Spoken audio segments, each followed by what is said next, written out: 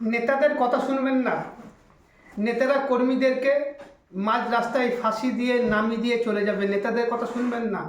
অমিত শাহ এসে কি বলছেন, আমাদের কর্মীদের গায়ে যারা হাত দিয়েছেন তারা যদি পাতালের ভেতরেও লুকিয়ে থাকে তাদেরকে আমরা খুঁজে বার করব। এর মানেটা কি?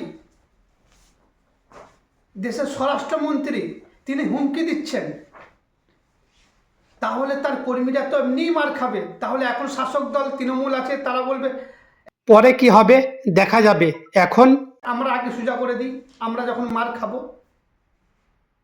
এই নেতা কর্মীরা সুরক্ষিত থাকবে, এদের কোনো সমস্যা নেই। এরা দিদির সঙ্গে একসঙ্গে চায়ের টেবিলে বসে এরা চা খাবে, বিস্কুট খাবে, আর কর্মীরা নিজেরা মারপিট করবে, নিজেদের পরিবার হারাবে, সন্তান বাবা হারা হবে, স্ত্রী স্বামী হারা হবে, মা সন্তান হারা হবে।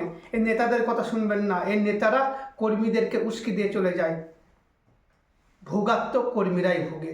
যাই হোক, অমিত শাহর এই মন্তব্য নিয়ে আপনাদের মতামত অতি অবশ্যই কমেন্টে জানাবেন। ফেসবুকে দেখলে ফলো করুন, ইউটিউবে দেখলে সাবস্ক্রাইব করে পাশে থাকুন। জয় হিন্দ, জয় বাংলা।